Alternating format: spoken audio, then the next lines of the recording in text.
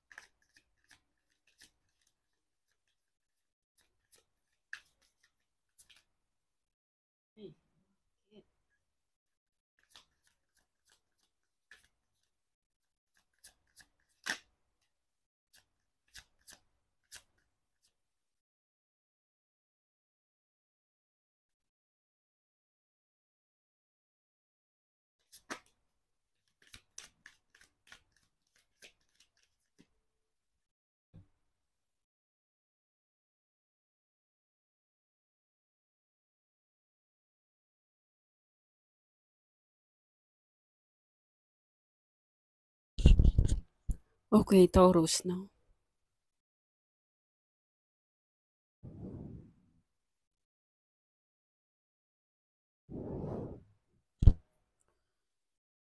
Ang dami niyong iniisip dito mga Taurus, no? Masyado na kayong nahihirapan, no? Nahihirapan kayo sa mga nais niyong gustong makuha. Nais niyong gustong gawin sa sarili niyo na gusto kong yung naiisip niyo na gusto niyong mabago yung takbo ng buhay ninyo or magkaroon ng mga pagkakakitaan or magkaroon ng magandang trabaho or um, magkaroon ng maayos na pamumuhay. Pero ang dami niyong parang may mga balakid, no? May mga balakid. Kasi parang nagkakaroon kasi kayo dito ng nag-overthinking kayo, masyado kayong nag-iisip or um, parang hindi kayo makawala sa isang sitwasyon na nagkaroon ng or may mga problema, no? May mga problema na dumating sa inyo na parang ang hirap-hirap, ang hirap-hirap makawala or paano nyo lulutasin yung ganitong problema. Pero ang dami nyong goals, no? Ang dami kayong pangarap. Pero lang, nagkakaroon lang to ng pagharang, no?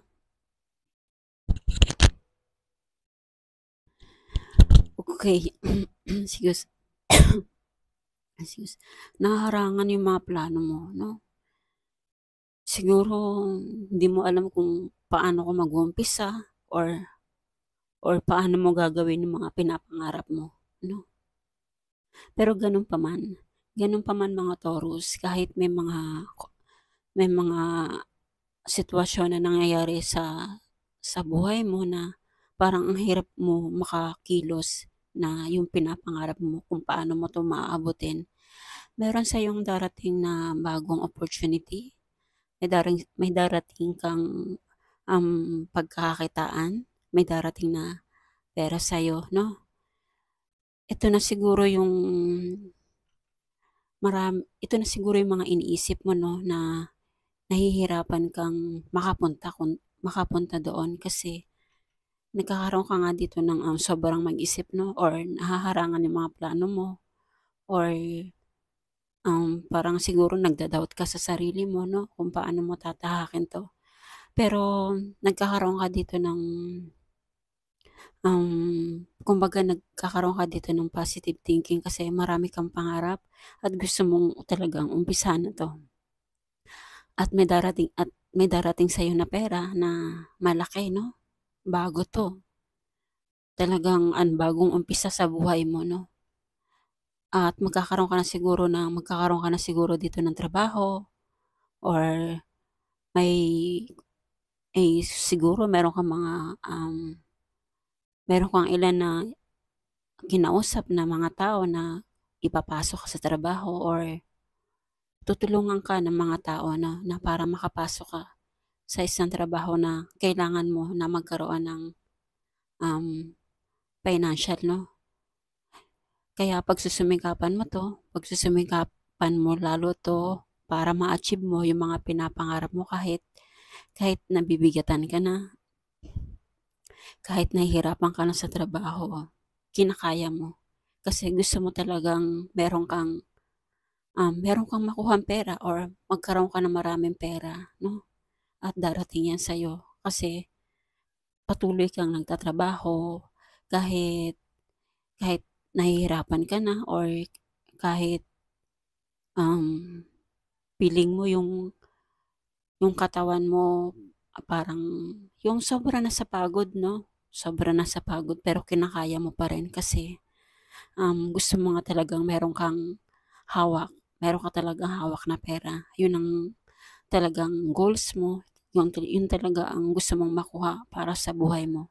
At yan ay makukuha mo talaga 'tong mga pera mo dahil meron kang bagong, papasukan na trabaho or merong mag-aalok sa'yo na trabaho. Kaya sisikapin mo 'to, lalo kang sisipagan mo ng sisipagan mo kahit, feeling mo, parang ang bigat na, 'no, pero kinakaya mo pa rin. So, ano pa, Taurus?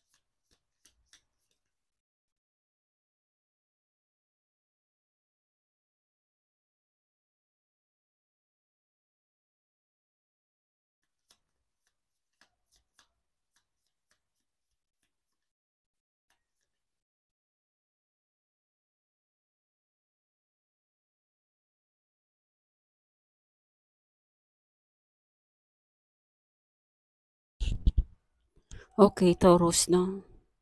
Kaya po siguro talagang ano, 'no, um, nagkakaroon kayo ng anxiety dito or na-e-stress na kayo, 'no. Kasi siguro nga may nagkokontrol sa inyo, 'no.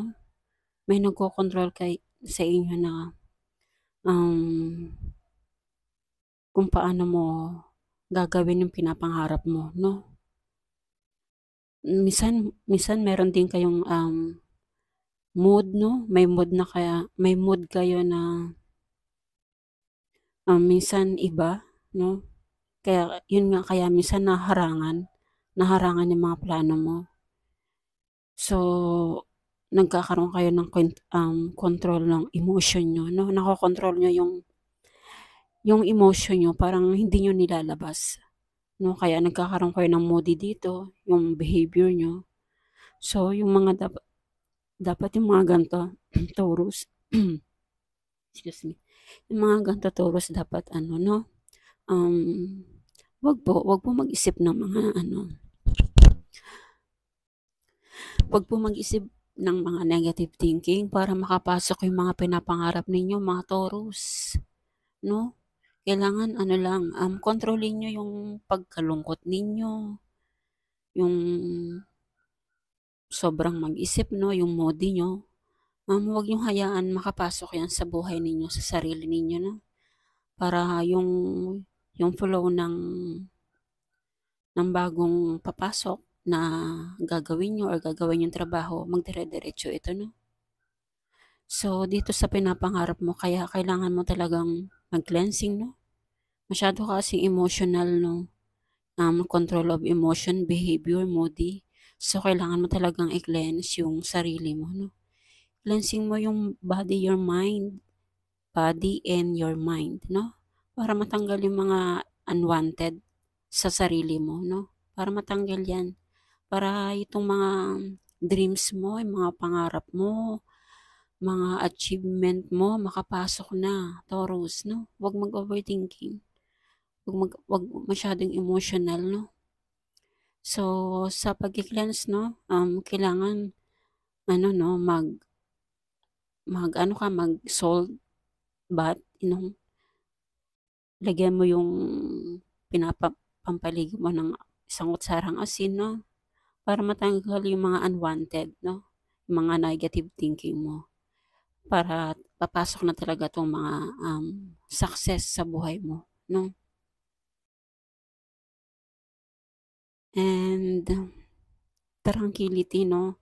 So, dito sa darating sa buhay mo na pagkakakitaan mo, um, magkakaroon ka na dito ng peacefulness mind 'no, peacefulness mind. Kumbaga magiging kalma ka na dito kasi, nag-ano ka na, nag-cleanse ka na, tinanggal mo na yung masyadong pagka-negative thinking mo, yung mga emotional mo na nakokontrol mo, tinanggal mo na, nilinis mo na.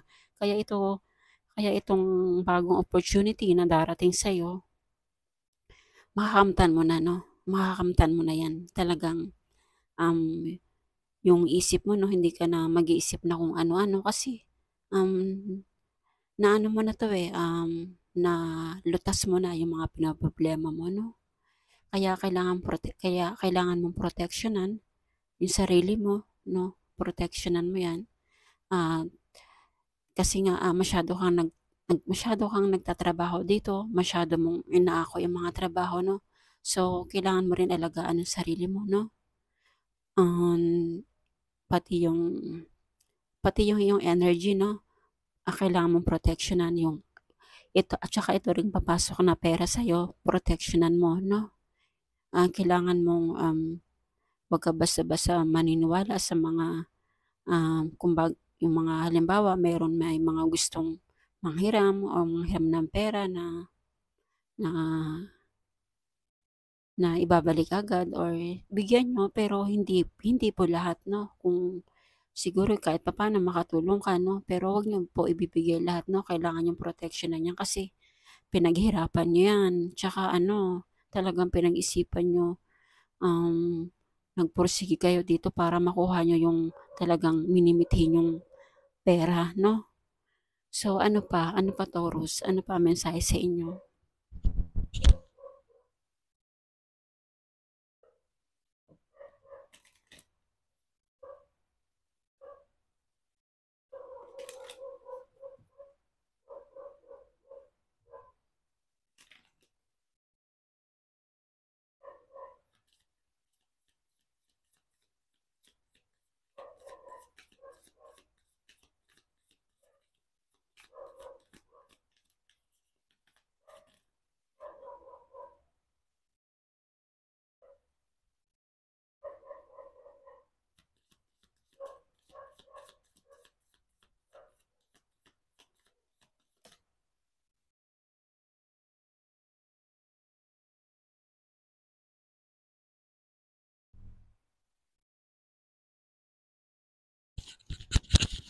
Okay, Taurus 'no. dahil diyan talagang pinagsumikapan mo 'to para makuha mo 'tong financial mo 'no, talagang nagsipag ka, nagtiyaga ka. Yung mga, pinapangarap mo talagang mapapalitan makukuha mo at talagang magkakaroon ka ng abundance dito 'no. Magkakaroon ka ng mga pera na darating sa buhay mo. So itong mga masyado kang nagkaroon ng emotional dito, yung behavior mo 'no, kinokontrol mo 'no, nagkakaroon ka ng moody dito or merong tao sa paligid mo na kinokontrol ka 'no, kaya minsan yung mood mo nag-iiba. Patawarin niyo na lang po sila, forgive na lang po 'no. It's time to let go of anger or blame. Patawarin niyo na lang po sila, hayaan niyo na po 'no. Ipagsa Diyos niyo na lang po kung sino man 'tong mga taong, kinokontrol yung emotion mo, yung mood mo or pinag-uusapan ka. So, ano na lang po 'no, um, forgive na lang po para sa kanila na wag po kayong magalit kung, bini-blame ka nila. Ipasa Diyos niyo na lang po 'no. Kasi, magugulat ka sa buhay mo or magugulat ka sa sarili mo na may darating na sorpresa sa'yo 'no, na hindi mo akalain na makukuha mo pala yung mga pinapangarap mo 'no. Talagang mangyayari 'yan, something very good is about to happen. Isang bagay na talagang magandang magkakaroon 'to ng magandang resulta para sa'yo, para dito sa mga, financial mo dahil darating at darating 'to, mahahawakan mo 'to, mahahawakan mo 'tong perang nito na malaki na darating sa buhay mo dahil diyan sa kasipagan mo at talagang tinitiis mo kahit gaano kahirap. So, Taurus, 'yan muna sa ngayon. Thank you for watching and please like and subscribe. Thank you po. Thank you for watching and God bless po.